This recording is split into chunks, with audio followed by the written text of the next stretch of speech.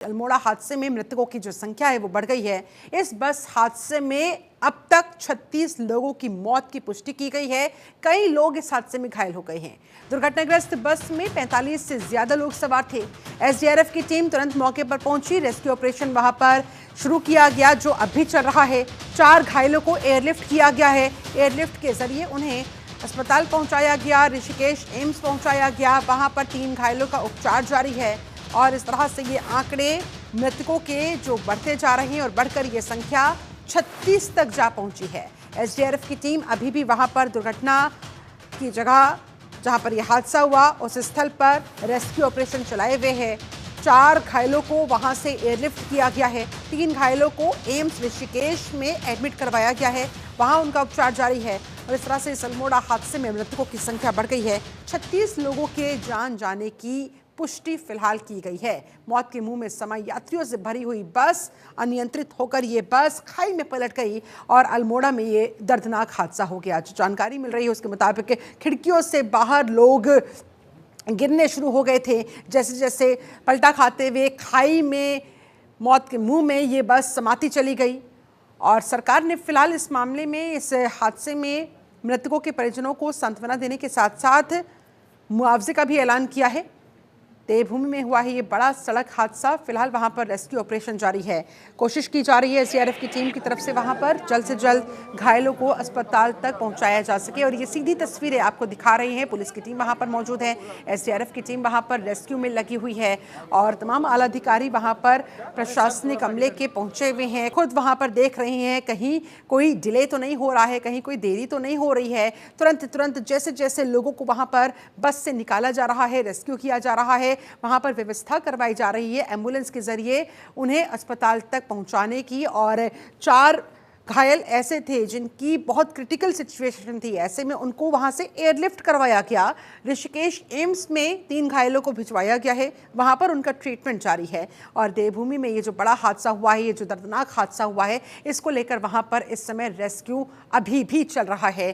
दर्दनाक मंजर देखकर, वहां पर लोगों की चीख पुकार देखकर आप अंदाजा लगा सकते हैं कितना दर्दनाक ये पूरा मंजर। मौत की ये जो बस थी जो अचानक से खाई में जा गिरी, यात्रियों से भरी हुई ये बस के खाई में गिरने से पहले लोगों को अंदाजा भी नहीं रहा होगा कि अब उनके पास बस महज कुछ ही पल बाकी बचे हैं।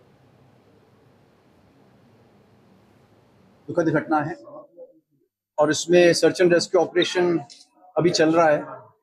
अभी तक जो पुष्टि हुई है इसमें 36 टोटल कैजुअलिटीज की पुष्टि हुई है। अब माननीय मुख्यमंत्री जी की ओर से इसमें जिनकी डेथ हुई है उनको 4 लाख उनके परिवार को देने की घोषणा हुई है और जो घायल हैं उनको 1 लाख रुपए की माननीय मुख्यमंत्री जी की ओर से राहत देने की घोषणा हुई। निर्देश थे उसी के हिसाब से हमने ये रेस्क्यू और रिलीफ की कार्रवाई सारी की गई है। और घटना की गंभीरता को देखते हुए शासन स्तर पर माननीय मुख्यमंत्री जी द्वारा कुछ कठोर कदम भी उठाए गए हैं। संभवतः इसमें जो 2 जनपद के ARTO हैं उनके खिलाफ निलंबन की कार्रवाई की गई है। सरकार द्वारा मृतक लोगों को 4 लाख के मुआवजे की घोषणा की गई है, घायलों को 1 लाख रुपए के मुआवजे की घोषणा की गई है। और जो अभी तक की मेरे पास जानकारी है, शायद माननीय मुख्यमंत्री जी भी अपने सारे कार्यक्रम रद्द करके तुरंत रामनगर जा रहे हैं और वहां से वो जाएंगे और स्वयं घटनास्थल पे और अस्पताल में जाके घायलों से मिलेंगे और घटनास्थल के बारे में और विस्तृत रूप से जानकारी देंगे। और मैं बस यही कहना चाहूँगा कि पूरी उत्तराखंड पुलिस हमारे सारे समय इस मतलब गंभीर एक्सीडेंट को लेके जो भी हमें बचाव और राहत की कार्रवाई करनी है उसमें जुटे हुए हैं। हमारी एसडीआरएफ की टीम, 2 जिलों की टीम और वरिष्ठ अधिकारी भी रास्ते में हैं, जल्दी मौके पे पहुंच जाएंगे। और अल्मोड़ा बस हादसे पर सीएम धामी का एक्शन भी सामने आया। सीएम धामी ने इस बस हादसे की जांच के निर्देश दिए हैं, ये आदेश दिए हैं। सीएम धामी ने ARTO को सस्पेंड कर दिया है। ये एक्शन लिया गया मुख्यमंत्री पुष्कर सिंह धामी की तरफ से। ये गाज गिरी है ARTO के ऊपर। पौड़ी और अल्मोड़ा क्षेत्र के ARTO को निलंबित कर दिया गया। उत्तराखंड सरकार ने इसके साथ ही मुआवजे का भी ऐलान किया है। मृतकों के परिजनों को 4 लाख रुपए का मुआवजा दिया जाएगा, जबकि घायलों को 1-1 लाख रुपए के मुआवजे के तौर पर सहायता राशि का ऐलान यहां किया गया। इस तरह से एक तरफ तो जहां पर मरहम लगाने का प्रयास, यहां पर आर्थिक मदद देने का प्रयास यहां पर उत्तराखंड सरकार की तरफ से किया जा रहा है, तो दूसरी तरफ इस बस हादसे की जांच के आदेश भी सीएम धामी की तरफ से दे दिए गए। मरचूला रामनगर के पास अल्मोड़ा जनपद में बहुत ही दुखद घटना घटी है। एक गहरी खाई में बस गिर गई, जिससे अनेक लोगों को अपनी जान से हाथ धोना पड़ा है और कई घायल हुए हैं।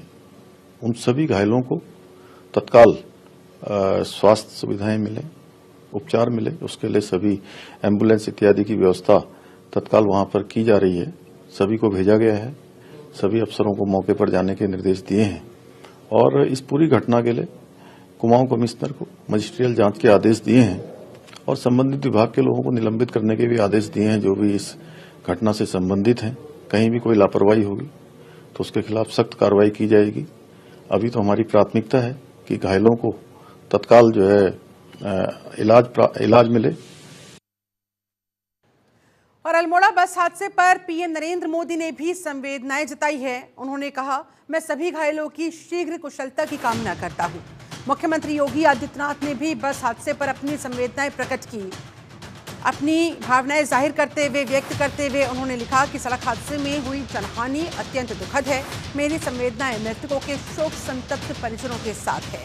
तो पीएम नरेंद्र मोदी ने, मुख्यमंत्री योगी आदित्यनाथ ने भी अल्मोड़ा के अंदर ये जो दर्दनाक बस हादसा हुआ है, इस पर अपनी संवेदनाएं व्यक्त की हैं। परिजनों के साथ दुख की इस घड़ी में खड़े रहने की उनकी तरफ से बात कही गई है। दुर्भाग्यपूर्ण सड़क हादसे में जो जनहानि हुई उसे अत्यंत दुखद बताया मुख्यमंत्री योगी आदित्यनाथ ने, और उन्होंने कहा कि मेरी संवेदनाएं मृतकों के शोक संतप्त परिजनों के साथ है। प्रभु श्री राम से प्रार्थना है कि दिवंगत आत्माओं को मुक्ति मिले, घायलों को शीघ्र स्वास्थ्य लाभ मिले। और इस तरह से मुख्यमंत्री योगी आदित्यनाथ ने, साथ ही साथ पीएम नरेंद्र मोदी ने भी इस दर्दनाक बस हादसे पर अपनी संवेदनाएं जाहिर की।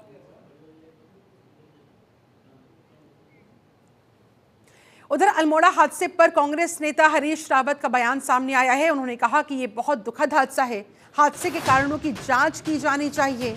मृतकों के परिजनों के प्रति संवेदनाएं भी प्रकट करते नजर आए हरीश रावत। कांग्रेस के कद्दावर नेता हरीश रावत, जिन्होंने ये प्रतिक्रिया दी है इस हादसे को दुखद बताते हुए, उन्होंने कहा इस हादसे के कारण की जांच होनी चाहिए।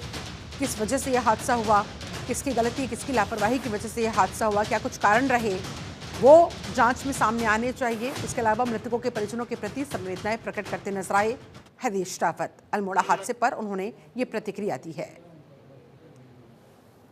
तो जो लोग इस बस में सफर कर रहे थे, उन्हें शायद अंदाजा भी नहीं रहा होगा कि ये उनका अंतिम सफर होने वाला है। और ये सीधी तस्वीरें आपको दिखा रहे हैं अस्पताल में जो घायल उपचार के लिए एडमिट करवाए गए हैं। वहाँ पर डॉक्टर्स की टीम लगी हुई है, उन्हें बचाने को लेकर उनकी ट्रीटमेंट को वहाँ पर इस समय अंजाम दिया जा रहा है। और हर संभव कोशिश यहाँ पर की जा रही है कि इनको बचाया जा सके, इनको ठीक किया जा सके। 36 लोगों की जान तो ऑलरेडी जा चुकी है इस दर्दनाक बस हादसे में, लेकिन जो लोग घायल हैं, प्रयास यहाँ पर डॉक्टर्स की तरफ से किया जा रहा है। मंत्रीगण यहाँ पर पहुँचे हुए हैं, लगातार निगरानी किए हुए हैं ताकि कहीं भी कोई भी डिले ना होने पाए, कोई कमी पेशी ना रहने पाए, कोई लापरवाही न बरती जाए। और तुरंत घायलों को एयरलिफ्ट भी करवाया गया। 4 घायलों को एयरलिफ्ट करवाते हुए एम्स ऋषिकेश लाया गया है, वहां पर उनका उपचार किया जा रहा है। धन सिंह रावत, लोगों की मौत हुई है और तुरंत हमारे सरकार ने, मुख्यमंत्री जी ने मजिस्ट्रेट जांच भी बिठा दी। उसमें जो घायल हैं उनको 1-1 लाख रुपए सरकार की तरफ से जो है दिए जाएंगे और जिनकी डेथ हो गई उनको 4-4 लाख रुपए दिए जाएंगे। अभी 3 मरीजों को यहाँ एयरलिफ्ट कराया गया है, उसमें से एक मरीज की हालत तो काफ़ी ठीक है। और मैं कह सकता हूँ कि हमारी सरकार के द्वारा जो एयर एम्बुलेंस की सेवा दी जा रही मरीजों के लिए एक बहुत बड़ा काम है ताकि मरीजों को बचाया जा सकते। लेकिन ये जो घटना है ये बहुत दर्दनाक घटना है और जिन भी परिवारों के लोग गए हैं, हम शोक व्यक्त उन परिवारों के लिए कर रहे हैं। निश्चित रूप से इसकी जांच की जाएगी और जो भी दोषी होगा उसके खिलाफ कार्रवाई की जाएगी।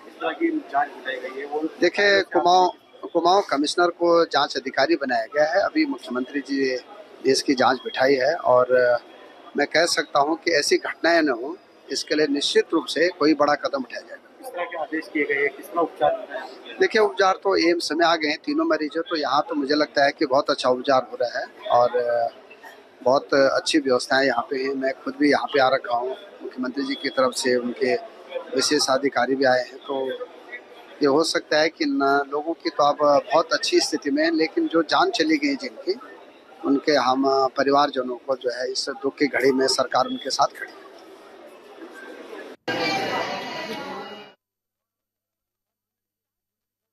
कही जा रही है, धन सिंह रावत को भी आप सुन रहे थे।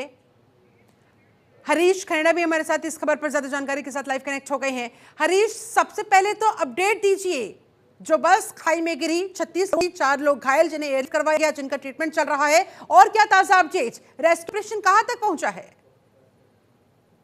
देखिए शिल्पा, क्योंकि ये काफी दुखद घटना है, जिस तरह से अल्मोड़ा के मचुला रामनगर के पास जो बस हादसा हुआ है, इसमें लगभग बताया जा रहा है कि 45 से ज्यादा लोग इस बस में सवार थे और जिस पर कि मुख्यमंत्री ने भी गहरा दुख जताया है। साथ ही साथ उन्होंने ये भी कहा है कि जो मृतक लोग हैं उनके परिजनों को, उनके आश्रितों को 4-4 लाख रुपए देने की घोषणा हुई है और दूसरी तरफ जो लोग घायल हुए हैं उन भाव से उनका उपचार एम्स में और सुशीला तिवारी जो हॉस्पिटल है वहां पर करवाया जा रहा है। सभी जो घायल हैं उनको भी 1-1 लाख रुपए देने की घोषणा हुई है और इसमें सबसे बड़ी बात है कि जो घटना हुई है बस दुर्घटना में, तो इस बस को लेकर के एक मजिस्ट्रियल जांच यहाँ पर जो कमिश्नर दीपक रावत हैं उनकी निगरानी में एक मजिस्ट्रियल जांच के आदेश हुए हैं और अब इसमें जांच होगी, जिसमें के बाद जांच होने के बाद ही स्पष्ट हो पाएगा कि किन कारणों की वजह से ये इतना बड़ा हादसा हुआ है प्रदेश में। लेकिन दूसरी तरफ सबसे बड़ा सवाल ये है कि ये भी कहीं न कहीं ये भी कहा जा रहा है कि जो बस है उसमें ब्रेक फेल होने की वजह से ये जो घटना हुई है ये ब्रेक फेल होने के कारण हुई है। तो यानी कि ये संभव है कि मेंटेनेंस प्रॉब्लम रही होगी, वहां पर लापरवाही बरती गई होगी, जिस वजह से ये इतना बड़ा हादसा हुआ होगा। क्योंकि आपने बिल्कुल सही कहा कि कहीं न कहीं जो मेंटेनेंस है उसकी कमी यहाँ पर देखी गई है और ये भी इसमें बताया जा रहा है कि अभी जो बसें हैं, जो गाड़ियां हैं, काफी पुरानी बसों का संचालन हो रहा है, तो इस वजह से भी कहीं न कहीं इसको माना जा सकता है। अभी इसमें सारी जो चीजें हैं स्पष्ट होने के बाद तभी पता चल पाएगा जब इसमें जांच पूरी तरह से हो पाएगी। हालांकि अब दो जनपदों के जो ARTO हैं उनको निलंबित करने के आदेश हुए हैं, क्योंकि कहीं न कहीं जो आपने जो बिल्कुल सही कहा कि कहीं न कहीं जो मेंटेनेंस न होने के अभाव में इस तरह की जो घटना है, क्योंकि अगर हम परिवहन की बसों की बात करें, बस मालिकों की तरफ से जाहिर तौर पर ये लापरवाही बरती जाती है, समय से मेंटेनेंस का ध्यान नहीं रखा जाता है, कहीं ना कहीं पैसे बचाने की कोशिश की जाती है और इसका खामियाजा इस तरह से लोगों को कहीं ना कहीं अपनी जान देकर गंवाना पड़ता है। ऐसे में हरीश ये बताए कि जो पीड़ित लोग हैं उनकी हालत क्या है और क्या वो ये बता पाने में अभी समर्थ हैं? कोई भी ऐसा रिएक्शन के सामने आया है पीड़ितों की तरफ से जिसमें यह पता लगाया जा सके कि आखिरकार हुआ क्या था?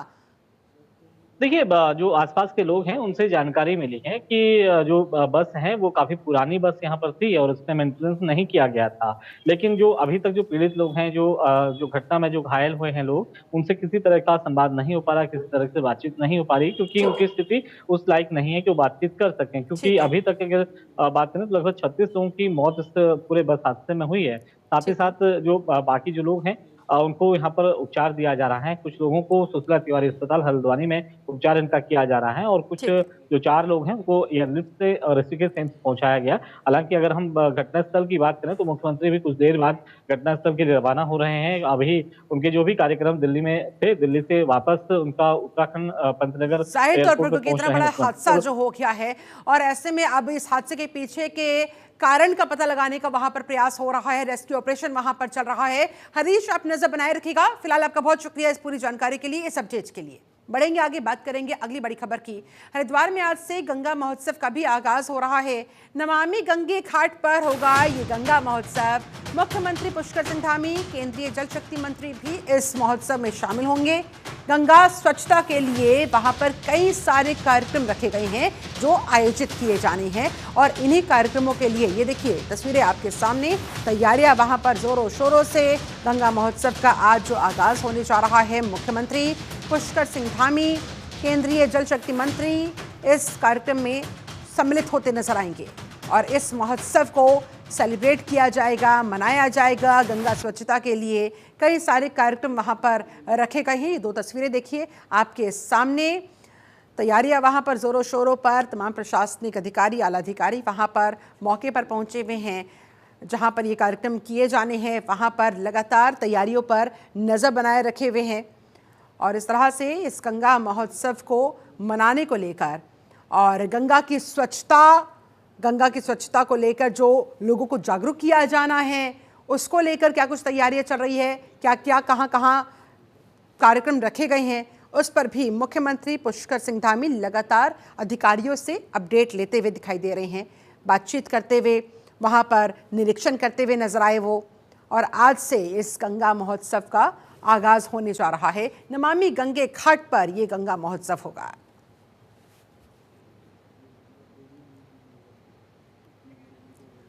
वहीं उत्तराखंड के कैबिनेट मंत्री सौरभ बहुगुणा ने कांग्रेस पर भ्रम फैलाकर चुनाव प्रचार करने का आरोप लगाया। उन्होंने कहा कांग्रेस जनता के बीच भ्रम फैलाकर चुनाव जीतना चाहती है।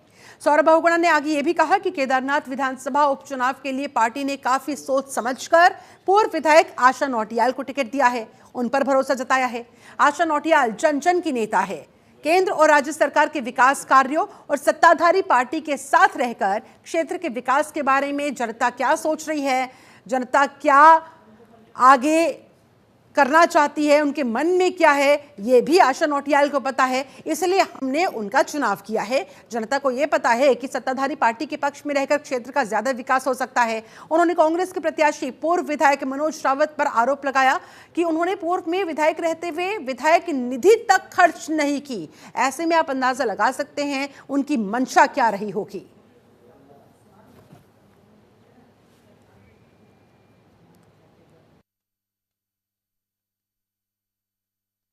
मुझे देखिए संगठन के फैसले होते हैं। हमारे केंद्रीय नेतृत्व और प्रदेश नेतृत्व ने बहुत सोच समझ के फैसला लिया होगा, उस पर मेरा टिप्पणी करना ठीक नहीं है। लेकिन कांग्रेस ने, जैसा आपको बताया, कांग्रेस हमको विकास पे नहीं घेर सकती, कांग्रेस हम पे विकास से बात नहीं करती। केदारनाथ धाम के जिस तरीके से माननीय मोदी जी ने कायाकल्प करी उसके ऊपर बात नहीं कर सकती। क्योंकि कांग्रेस हर चुनाव सिर्फ लोगों के बीच में भ्रम फैला के, लोगों को भड़का के, बहका के चुनाव लड़ना जानती है। हरियाणा में आपने देखा किस तरीके से पहले किसानों के कंधों पे बंदूक रख के, खिलाड़ियों के कंधों पे बंदूक रख के हरियाणा चुनाव जीतने की कोशिश करी। लेकिन वहां की जनता ने क्या फैसला दिया? वहां की जनता ने मोदी जी के नेतृत्व को और वहां के हमारे जो सीएम है उनके नेतृत्व को सराहा सैनी जी को। उधर कांग्रेस के वरिष्ठ नेता और पूर्व मुख्यमंत्री हरीश रावत ने बांग्लादेश में अल्पसंख्यकों पर हो रहे अत्याचार के विरोध में मौन उपवास रखा। उन्होंने कहा बांग्लादेश में सामाजिक और धार्मिक सद्भाव को खत्म करने के लिए संगठित प्रयास हो रहा है।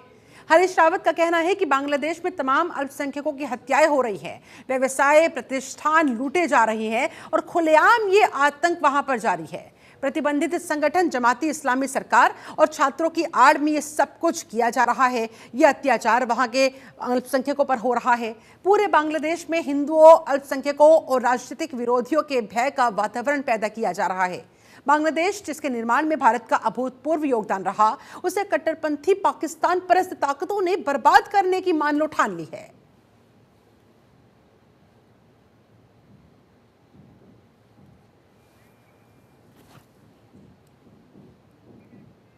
बढ़ेंगे खबरों में आगे, बात करेंगे अगली बड़ी खबर की। केदारनाथ उपचुनाव को लेकर बीजेपी और कांग्रेस अपने अपने जीत के दावे ठोकती हुई, वहीं इसके साथ मुख्य विपक्षी दल कांग्रेस पार्टी ने केदारनाथ में सरकार की अव्यवस्थाओं को मुद्दा बनाकर इस बार अपनी जीत का दावा ठोका, जिसे लेकर उत्तराखंड के नेता प्रतिपक्ष यशपाल आर्य ने कहा केदारनाथ विधानसभा क्षेत्र में बदहाल व्यवस्थाओं के रूप में भी अस्पताल में डॉक्टर्स नहीं है, स्कूलों में अध्यापक नहीं है, इस कदर मिसमैनेजमेंट चल रहा है।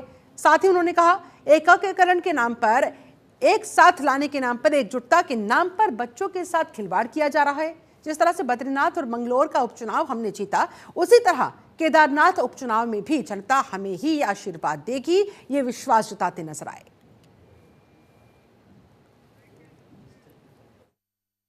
बदहाल है, कहीं पर भी किसी भी अस्पताल में डॉक्टर्स नहीं है। विशेषज्ञ की बात तो, स्पेशलिस्ट की बात तो छोड़ दीजिए, स्टाफ नहीं है, अध्यापक नहीं है। एकीकरण के नाम पर बच्चों के भविष्य के साथ खिलवाड़ हो रहा है। तमाम विषय हैं, राज्य के विषय हैं, देश के विषय हैं, महंगाई, बेरोजगारी, पलायन, ध्वस्त कानून व्यवस्था, डर और भय का माहौल, तमाम मुद्दों को लेकर हम जनता के बीच में जाना चाहेंगे। उधर केदारनाथ धाम के कपाट को शीतकाल के लिए बंद कर दिया गया। रविवार यानी कि 3 नवंबर को भैया दूज पर्व पर सुबह 8:30 बजे 6 महीनों के लिए केदारनाथ धाम के कपाट बंद कर दिए गए। 15,000 से ज्यादा भक्त बाबा केदारनाथ धाम के कपाट बंद होने के साक्षी बने। इस दौरान मंदिर को भव्य तरीके से फूलों से सजाया गया। सबसे पहले बीकेटीसी के आचार्य, वेद पाठियों, पुजारीगणों ने भगवान केदारनाथ के स्वयंभू शिवलिंग की समाधि पूजा की। बता दें, हर साल शीतकाल की शुरुआत होते ही केदारनाथ धाम के कपाट बंद कर दिए जाते हैं। इसके बाद बाबा केदारनाथ की डोली शीतकालीन गद्दी स्थल ओंकारेश्वर मंदिर उखीमठ के लिए रवाना की जाती है। अब अगले 6 महीने तक बाबा केदार की पूजा अर्चना शीतकालीन गद्दी स्थल ओंकारेश्वर मंदिर उखीमठ में ही की जाएगी।